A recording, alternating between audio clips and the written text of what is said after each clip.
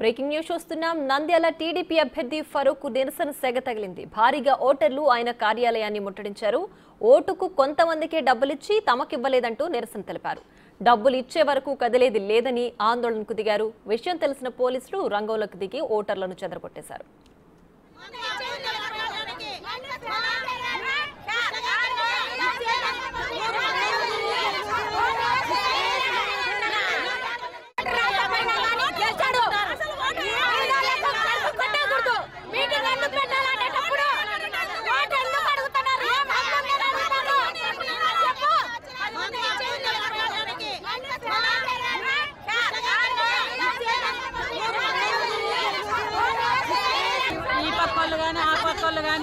ఇళ్లలో ఉన్నోళ్ళకు ఎవరన్నా ఉన్నోళ్ళు కొంతమందికి ఇస్తున్నారు.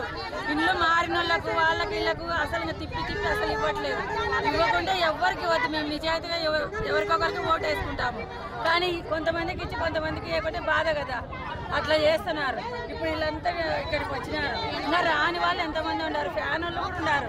మాకైతే ఎవరు ఇవ్వలే, వాళ్ళు ఇవ్వలే, ఇల్లు ఇవ్వలే. 2 రోజులు 3 రోజులే రాసుకున్నారు. ఎవరు చెప్పలే, మేమే వచ్చినాము. టైం అయిపోయింది కదా.